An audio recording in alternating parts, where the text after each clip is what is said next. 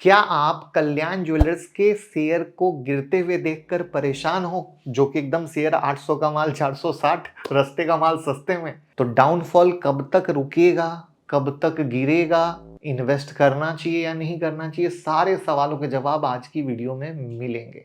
तो बिना देरी किए शुरू करते हैं। 3 चीजें डिस्कस करूंगा। क्यों गिर रहा है, एलिगेशन हटने के बाद भी, ध्यान से सुना, एक था एलिगेशन और एलिगेशन हटने के बाद भी कब तक गिरेगा, और एज एन इन्वेस्टर आपको क्या करना चाहिए।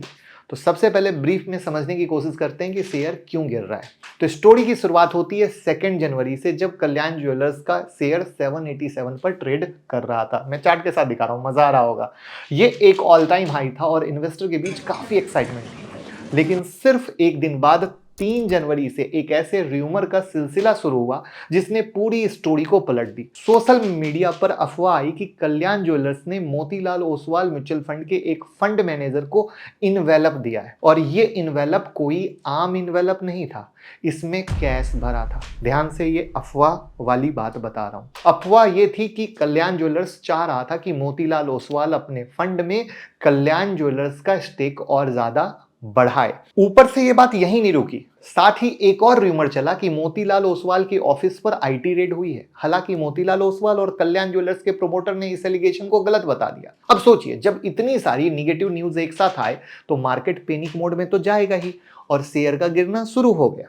तो 2 जनवरी से लेकर अगले कुछ दिनों तक शेयर प्राइस लगातार गिरता रहा, जो आपके सामने दिख रहा है। लेकिन ये तो बस शुरुआत थी, क्योंकि जब कोई स्टॉक एक तरफा रैली करता है और वैल्यूएशन हाई होता है तो उसके गिरने के लिए सिर्फ एक रीजन काफी नहीं होता है।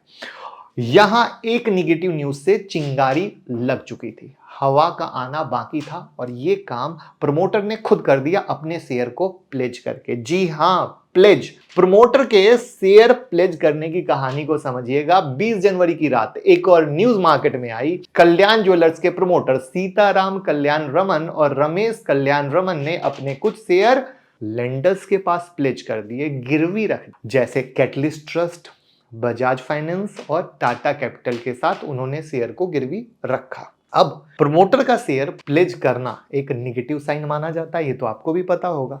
तो जब इन्वेस्टर को यह बात पता चली तो उनका कॉन्फिडेंस और गिर गया, और ये न्यूज के साथ शेयर प्राइस और तेजी से गिरने लगा। लेकिन एक सवाल यहां उठा कि प्रमोटर को अपने शेयर को प्लेज करने की जरूरत क्यों पड़ी, वो भी जब निगेटिव चल रहा है, शेयर गिर रहे हैं। इसका सिंपल सवाल है, जब शेयर का प्राइस गिरता है तो लेंडर्स ज्यादा सिक्योरिटी मांगते हैं ताकि उनके लोन सेफ रहें। इस वजह से प्रमोटर को ज्यादा शेयर प्लेज करना पड़ा। अब प्रमोटर की प्लेजिंग की न्यूज से मार्केट निराश था कि एक और एलिगेशन सामने आ गया। देख रहे हो, मूवी चल रहा है, एलिगेशन पे एलिगेशन। इन्वेंट्री वैल्यूएशन और ओवर वैल्यूएशन का मुद्दा। अब एक और रूमर मार्केट में चला कि कल्याण ज्वेलर्स अपने इन्वेंट्री को ओवर वैल्यू कर रहा है ताकि फाइनेंशियल रिपोर्ट अच्छी दिख सके, यानी जानबूझकर इन्वेंट्री का प्राइस बढ़ा के दिखाया ताकि इन्वेस्टर अट्रैक्ट हो सके। अरे वाह! तो कंपनी ने तुरंत इस बात का क्लैरिफिकेशन दिया और कहा कि यह अफवाह झूठी है। लेकिन अफवाहों का इंपैक्ट तब तक हो चुका था और शेयर के प्राइस भैया गिरते जा रहे हैं। और साथ में और भी छोटी बड़ी अफवाहें, जैसे कंपनी का एयरक्राफ्ट खरीदना, उसको सेल करना, ऐसे और भी रूमर। लेकिन इन सब आरोपों को मानने से कंपनी ने इनकार कर दिया। सो यहां तक हमने यह समझा कि कंपनी के शेयर प्राइस क्यों गिर रहे हैं।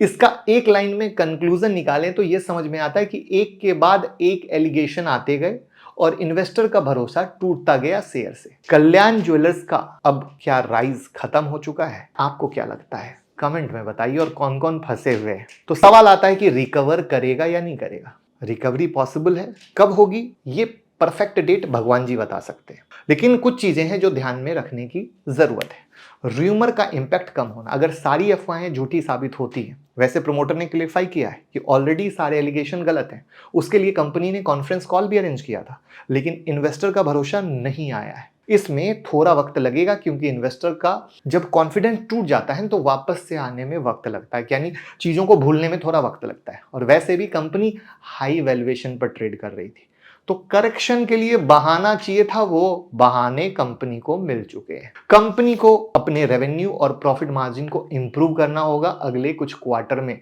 जब अच्छे रिजल्ट आएंगे तो अगेन लोग निगेटिविटी को भूल जाएंगे, तो शेयर प्राइस वापस ऊपर जा सकता है। तब तक में क्या होगा, वैल्यूएशन भी जस्टिफाइड हो सकता है। मैं एक हिंट देता हूं, एक कंपनी पे आईटी रेड हुई थी, शेयर गिरा था और उसके बाद वो शेयर बहुत भागा था। कौन सा है, नाम बताइएगा। अभी ओवरऑल मार्केट सेंटीमेंट डाउन है, अगर ओवरऑल मार्केट सेंटीमेंट पॉजिटिव होता है तो शेयर उसका फायदा उठा सकता है। तो निगेटिव में निगेटिव और डबल निगेटिव, तो इन्वेस्टर को क्या करना चाहिए, गिरावट को बाय की अपॉर्चुनिटी ना समझे, बल्कि कुछ दिन के लिए ठंडा होने दें, मामला बनने दें, कुछ प्राइस एक्शन क्रिएट होने दें। प्राइस एक्शन एटलीस्ट क्रिएट हो तो कुछ तो माहौल बनेगा कि भैया प्राइस एक्शन पे बन रहा है। जैसे देखो, ये एक सपोर्ट था, तेजी हुई, बट इस सपोर्ट पे क्या हुआ, कुछ भी प्राइस एक्शन बना, सिर्फ एक दिन कैंडल बनी और फिर टूटा। अब ये एक टॉप है, जहां से गिरा है दूसरा टॉप है, तो ये प्राइस एक्शन का एक सपोर्ट है, बट सिर्फ सपोर्ट समझ के कुछ कर लेना बहुत गलती होगी। तो अभी ओवरऑल थोड़ा सा कुछ अच्छा प्राइस एक्शन बने, तब आएगा मजा।